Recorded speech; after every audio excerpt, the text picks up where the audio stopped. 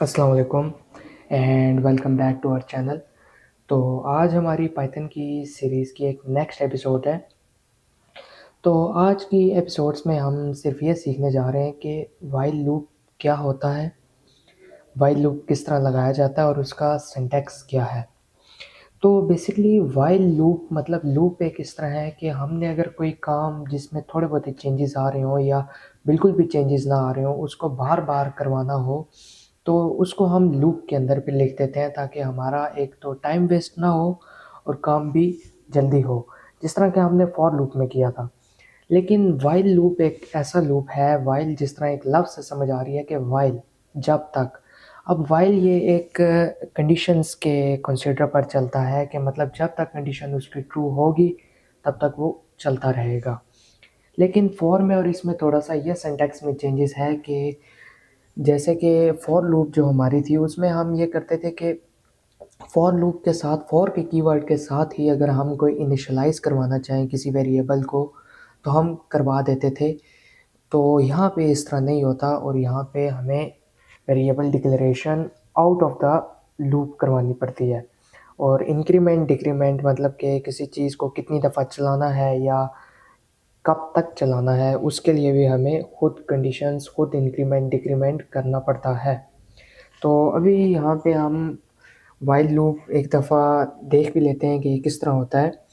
तो हम यहाँ पे एक अज्यूम कर लेते हैं एक वेरिएबल जिसमें ज़ीरो वैल्यू हम असाइन कर देते हैं ताकि आगे हम इसी के बलबूते पर बताएंगे कि व्हाइल लूप कब तक चलेगा और कितना इसको चलना चाहिए। तो उसके बाद हमारे पास व्हाइल लूप के लिए सिर्फ यहाँ पे एक व्हाइल का कीवर्ड आ जाता है। उसके बाद जो हमने करैक्टर लिया है या जिस पे हम कंडीशन चलाना चाह रहे हैं हम उसको लिखते हैं और उसके बाद हम कोई भी उसे कंडीशन दे देते हैं कि जैसे कि ए लेस दैन इक्वल टू 10। अब मैंने यहाँ पे इसको ये कंडीशन दी है कि जब तक ए में जो वैल्यू है या वो 10 के इक्वल हो या 10 से कम हो तो तब तक ये चलता रहे। तो यहाँ पे एक और बात ये होती है कि जब भी हम पाइथन के अंदर कोई फंक्शंस बिल्ड करते हैं जैसे कि व्हाइल, फॉर और सेल्फ मेड फंक्शंस, इफ़ हो गया, तो ये जो जितने भी इसके अपने होते हैं क्राइटेरियाज उसके बाद कॉलन लगाना मस्ट होता है। उसके बाद इंटर। अब ये देखें कि यहाँ पे इसने एक टैब की स्पेस दे दी है और ये अब इसकी बॉडी में आ गया। अब यहाँ पे हम कुछ भी प्रिंट कर देते हैं जैसे कि प्रिंट कॉर्वेट। अब अगर मैं यहाँ पे फ़र्ज़ करें कि मैं यहाँ पे इस फाइल को रन करता हूँ तो यहाँ पे देखें कि एक सिंटैक्स जो है अब ये क्या हो गया है, लूप लिमिटेड नहीं रही, ये इनफाइनाइट हो गया। इनफाइनाइट कैसे? क्योंकि यहाँ पे हमने ये तो बता दिया कि इसने रुकना कब है और हमने ये बता दिया कि स्टार्ट किस तरह करना है। लेकिन यहाँ हम ना तो ये खुद ही इसको इंक्रीमेंट करता है ना डिक्रीमेंट करता है।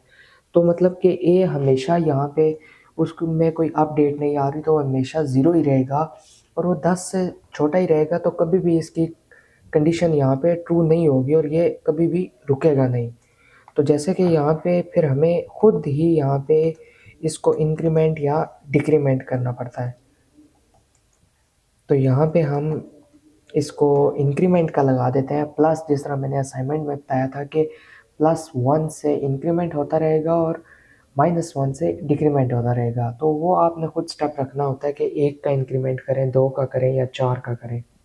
तो अब हम इसको रन कर लेते हैं तो ये देखें कि यहाँ पे ये कम दफ़ा प्रिंट हुआ है। एक दफ़ा हम चेक भी कर लेते हैं कि कितनी दफ़ा प्रिंट हो रहा है। तो 7 ए कोमा कॉर्बेट। अब इसको रन किया। अब ये देखें कि यहाँ पे 7 काउंटिंग भी आ गया कि 0 से चला और यहाँ 10 पे ख़त्म हुआ। तो जैसे कि फॉर लूप में ये होता था कि 10 से कम तक वो खुद चलता था और रुक जाता था, लेकिन यहाँ पे हमें कंडीशंस खुद बिल्ट अप करनी पड़ती हैं।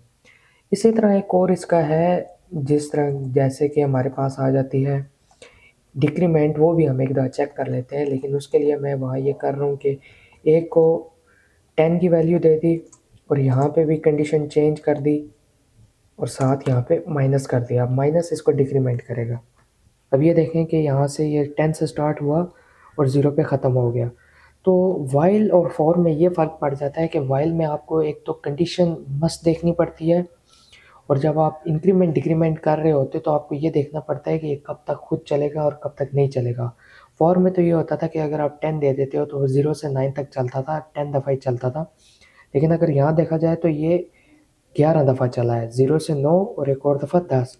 तो आपकी जो कंडीशन होगी, जिस तरह की होगी, वो खुद बेस करता है और फिर उसके बाद उस पे चलता है। तो आज की वीडियो में हमने व्हाइल के बारे में सीखा, व्हाइल का सिंटैक्स, व्हाइल में कैसे इनिशियलाइज़ेशन होती है, इंक्रीमेंट डिक्रीमेंट कैसे किया जाता है, और उसके बाद हमने देखा कि कंडीशंस इसमें कैसे लगती हैं। तो आज की वीडियो के लिए सिर्फ इतना ही। इंशाल्लाह मिलते हैं नेक्स्ट वीडियो में। अल्लाह हाफ़िज़।